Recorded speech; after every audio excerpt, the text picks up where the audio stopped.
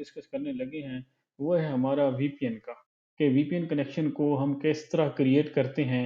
और दूसरा, अगर हमारे जिस इदारे में हम जॉब करते हैं, वहाँ पे अगर वीपीएन सर्वर मौजूद है, तो हम उस इदारे के वीपीएन को कैसे यूज़ कर सकते हैं।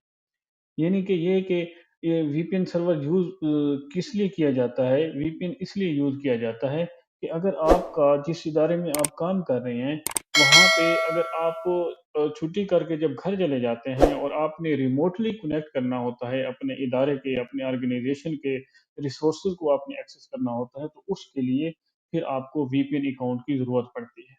आपका एजुकेशनल इदारा है, अगर आपने अपने इदारे से रिसर्च पेपर डाउनलोड करने हैं, तो तब भी आपको वीपीएन कनेक्शन की ज़रूरत पड़ेगी। अगर आप कोई आईटी एडमिन हैं, आपने अपने जो जितनी सर्विसेज़ आपकी आईटी की चल रही हैं, उनको आपने एक्सेस करना है, तो तब भी आपको वीपीएन कनेक्शन की ज़रूरत पड़ेगी।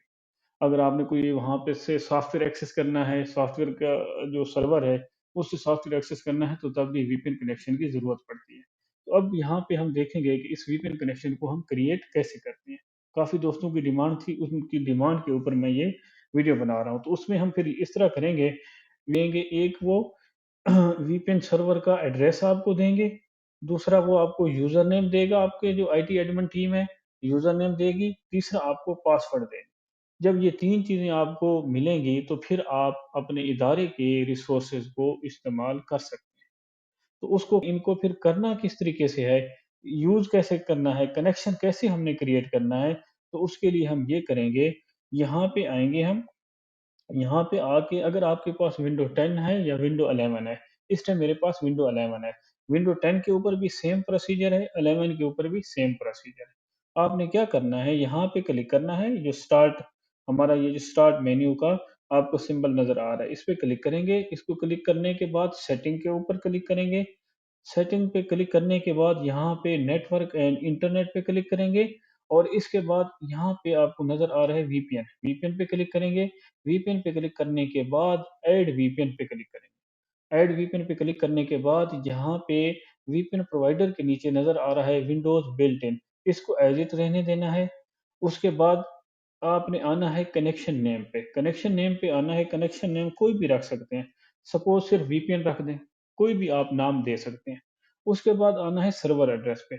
ये server address, user name, password, ये मैंने आपको बताया है कि ये 3 चीज़ें आपको अपने इदारे से मिलेंगी। आपके अब हमारे पास जो फ्री वीपीएन है, हम फ्री वीपीएन को यूज़ करके मैं आपको कनेक्शन क्रिएट करना बता देता हूँ। हम गूगल में जाएँगे, गूगल में जाने के बाद जो ओपन सोर्स वीपीएन है, अभी हम वो यूज़ करेंगे। यहाँ पे हम लिखेंगे वीपीएन, वीपीएन बुक, ये लिखेंगे, ये फ्री वीपीएन है, इसमें मौजूद हैं, ओपन सोर्स हैं, तो हम इनको यूज़ कर सकते हैं। क्लिक करेंगे, उसके बाद फ्री ओपन अकाउंट पे क्लिक करेंगे।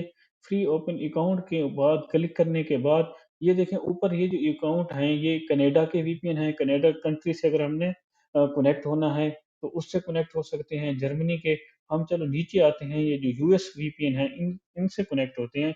ये मैंने यहाँ पे कॉपी करके पहले से रखे हुए हैं। इसमें क्या है, एड्रेस भी दिया हुआ है। ये जो है, ये आपका सर्वर एड्रेस है, वीपीएन सर्वर एड्रेस है। और नीचे पास यूज़र नेम है और इससे नीचे ये इसका क्या है, पासवर्ड है।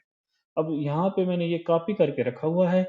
ये सारे वीपीएन क्या हैं, वीपीएन के सर्वर एड्रेस हैं और नीचे जो है ये यूज़र नेम है और ये जो है वीपीएन का पासवर्ड है।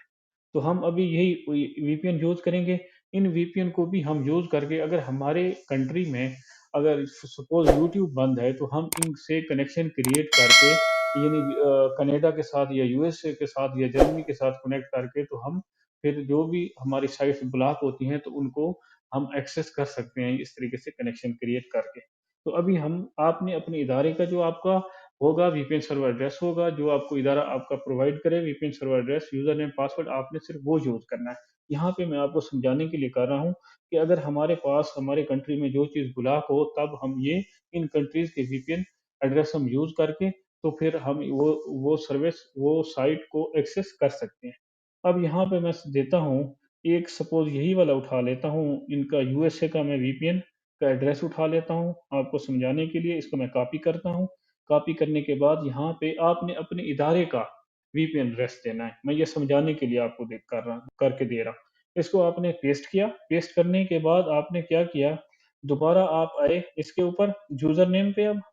अब ये जो यूज़र नेम है हमारा, हम इस पे आएँगे, हम यूज़र नेम पे, यहाँ पे आ गए हम यूज़र नेम पे, यहाँ पे यूज़र नेम हमने लिख दिया और उसके बाद हम आएँगे किसके ऊपर जी? पासवर्ड। नीचे हमारे पास यहाँ पे पासवर्ड मौजूद है, जो हमने यहाँ पे कॉपी किया हुआ है अपनी नोटपैड की फ़ाइल में।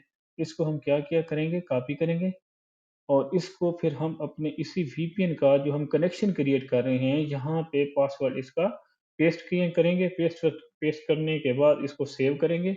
सेव करने के बाद आपने क्या करना है? कनेक्ट करना है। जैसे ही हम यहाँ पे कनेक्ट करेंगे, तो क्या होगा? हमारा ये वीपीएन कनेक्ट हो जाएगा। फिर इसी तरीके से आपने अपने इदारे का यूज़र नेम देना है, इदारे का पासवर्ड देना है, इदारे का वीपीएन सर्वर एड्रेस देना है। तो जैसे ही ये कनेक्ट होगा तो आप अपने इदारे से कनेक्ट हो जाएँगे। अपने इदारे के आप रिसोर्सेज़ जितने भी रिसोर्सेज़ हैं, वो सारे आप यूज़ कर सकते हैं। ये देखें ये वीपीएन कनेक्ट हो गया। तो इस तरीके से ये आप इसको कनेक्ट कर सकते हैं।